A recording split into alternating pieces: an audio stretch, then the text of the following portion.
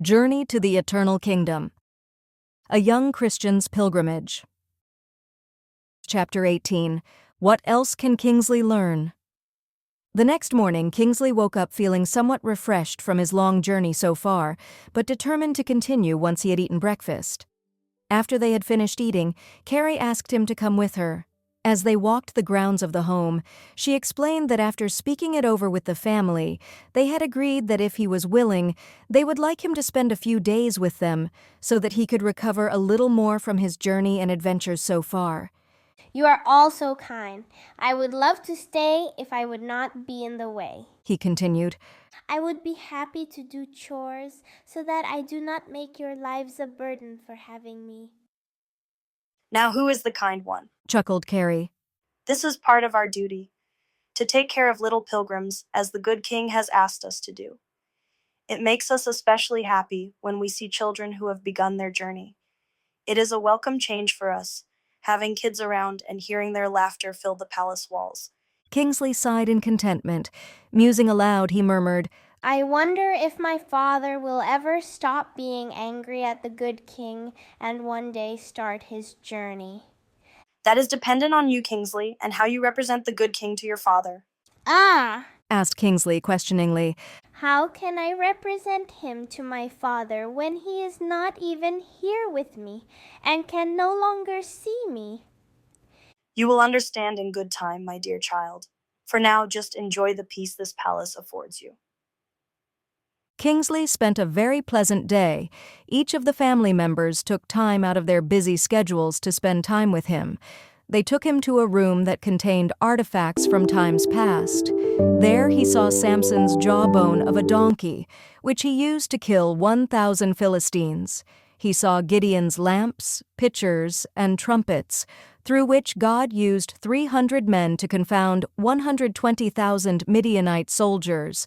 And when they were too busy, they directed Kingsley to a huge and beautiful library, where they advised him on which books would help him on his journey once he set out again.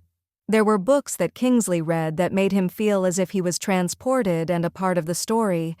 Books about children like Moses as a baby, lying quietly in the basket his mother made for him among the rushes.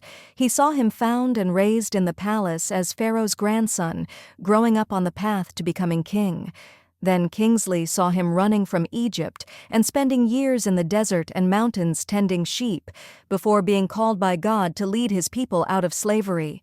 He saw pictures of the Red Sea parting and the people walking on dry land, and many other miracles God performed. Kingsley was especially in awe when he saw the picture of Mount Sinai, how it was filled with smoke and shook when the Trinity descended on the mountain to reveal his holy law. He noticed that special attention was given to the fourth commandment, the day of rest. Next, he looked at pictures about Joseph, how his brothers sold him into slavery out of jealousy, how Joseph did not give in to selfish desires but fought the good fight even when imprisoned for a crime he did not commit, and how God vindicated him in the end and made him ruler of Egypt, second only to Pharaoh himself. But what truly gripped Kingsley's heart and made his eyes overflow with tears was the life of the good king's son, how he came to earth as a human and was tempted just as Kingsley had been, yet never sinned. Kingsley saw his life of selflessness, how even as a child Jesus was always helping others. Then he saw him begin his ministry, teaching and healing, and how the priests hated him because he made them look bad, even though they knew deep down that he was the Son of God. He saw the prince of this world laboring to make Jesus fall, and yet he never did. Then Kingsley saw him being crucified and could not stop crying, for he knew that if the good king's son had not died on that cross, it would one day be Kingsley dying for the sins he had committed. Romans 5:8. But God demonstrates his own love for us in this: while we were still sinners, Christ died for us. Looking up as someone walked into the room, Kingsley realized it was already evening. He had been so engrossed in the stories that he had lost track of time. It was Faith who had come to get him for dinner. Kingsley stood, and looking back at the book that had been resting on his lap, he sighed deeply. Lifting his eyes toward heaven, he whispered a prayer of thanksgiving for the love of the Father and the Son, Love shone toward him even when he had not known they existed. Walking out of the room with Faith, Kingsley turned to her and spoke. I have never spent a more perfect and happy day than today.